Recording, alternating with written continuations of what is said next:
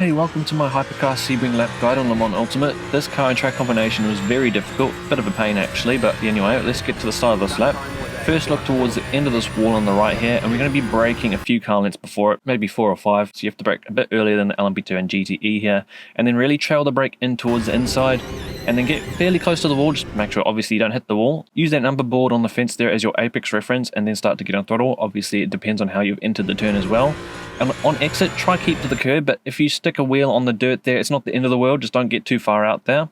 And then we're looking for the next turn. Our braking reference are the lines across the track, or the 300 and 200 board. You want to be braking just after or just on that 300 line, and then you want to have a very late apex on this turn. I got up on the curb slightly early here. Try get on the curb closer to where that green arrow is, because if you get on the curb too early, it just pushes you out wide and completely wrecks this section. It's a very important turn, that one we've just gone through. Then you want to get on the throttle a little bit, and then we can use a little bit of this curb on the right here. Again, don't get on the curb too early because it'll just bounce you towards the left. Getting on the curb a little later makes the line a bit smoother, and then we're back towards the right. We're going to be braking just before the track starts to curve away, and just after that curb ends on the right there, and then another very late apex here. Again, just try not to get up onto the curb too much. I'd say avoid that inside curb altogether. Just get very close to it. Either throttle on, balance your steering and throttle inputs, and then use all the track on exit. Just be careful that curb on exit does drop away very slightly. It's easy to get oversteer there. Now, towards the hairpin, we're looking for where the tarmac gets a bit darker. We're going to be braking just after that dark tarmac starts, hard on the brakes, and then trailing. It's actually quite easy to lock up here, so if you struggle with lockups, bring the brake bias a little further back. Now towards the apex, we're going to come off the brake pedal and turn really hard to the inside. Don't get up on that sausage curb, and be very careful with your throttle inputs on exit. Don't get on the throttle too hard too early. You can actually cut a little bit across the dirt here. It doesn't seem to affect you too much, but if you can, just stick to the curb. Yeah, I went across the dirt there. It didn't really cost me anything at all. Now, these inside curbs right there, just avoid that, and the one on the left here too, don't get up onto those. Now for the next braking point, we're looking for the lines across the track again, and we're going to be braking just before the 400 line over here on the left side of the track, and then trailing down to first or second gear. Second gear is fine. You can get up on this inside curb just a little bit. Again, don't get up onto the curb too early, just like earlier in the lap. And then very careful with your steering and throttle balance here on exit. It's very, very easy to snap into oversteer. Now, as we get to these two left kinks here, try keep off those inside curbs, like right there, and the following coming up right there as well. I actually got up onto it there, but the car's very on edge there, and sometimes it's easy to do. Now, for this turn, very difficult turn, brake before the end of that curb on the right there, and bring the car all the way to the outside, and then do your best to avoid touching that inside curb, because if you touch the inside curb at all, it just bounces you and pushes you out to quite wide on the exit. And again, if you carry too much speed in, you'll miss the apex, and it'll really, really ruin your exit. Well, it'll cost you a few tenths. There I got it quite nicely, and on exit, carry your speed towards the outside curb. If you touch that grass on the outside, it'll also cost you a couple tenths. So yeah, very difficult turn and requires a very precise line. Now for the next braking zone, we're looking for where that grass starts, or where the curb ends on the left there. We're going to be braking at the very end of that curb, sticking our car all the way to the left side and trailing in towards the right, carrying some speed in. You can use a little bit of that inside curb. You can drop a wheel on the inside of it, but don't cut too far. The floor might scrape along the curb and push you out wide. Careful with your steering and throttle inputs between the two turns there. Very easy to snap into oversteer. You can drop a wheel on the inside of the curb just on the left here a little bit.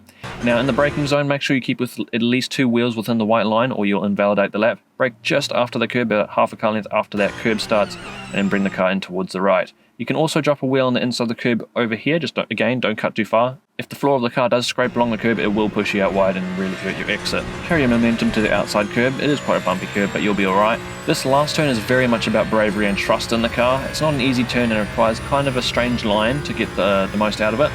Entering the turn, we're going to be braking just after the white line here we have going across the track, and sticking quite wide out. There'll be a white line you'll see right over here. We're coming out to the white line and trailing the car in. I might have gone a little bit wide here. You want to kind of end up where that green arrow is, I pointed out on screen. If you go too tight, it's very bumpy, and as well if you go very wide. So you have to experiment a bit to find the optimal line through here. I got on the throttle also a little early. You can see I really snapped in some oversteer on exit, and that did cost me a whole tenth if you have a look at the delta. So yeah, lost a tenth on exit. It was very messy. But yeah, very difficult turn. Just experiment a bit there to find your optimal line.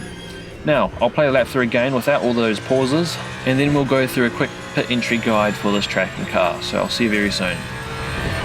That time was a 1:46.72.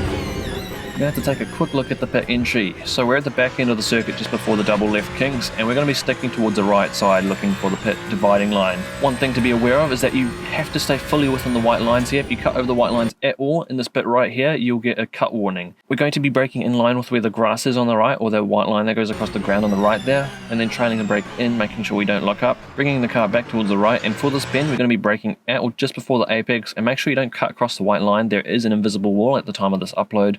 Now, braking quite soft initially, and as we straighten up, brake a bit harder, and then we're at 60 km per hour at the line. If you enter it with too much speed, you'll lock up and likely carry too much speed over the line, so just be careful. So that was a lap guide at Sebring in the Hypercars. I hope it helped you out. I'll admit this car and track combination was very frustrating. It requires a lot of very precise lines and throttle inputs. It's very difficult and it'll take a while to get used to. If you have anything you'd like to say or ask, then feel free to leave a comment, and I'll see you in a video again soon.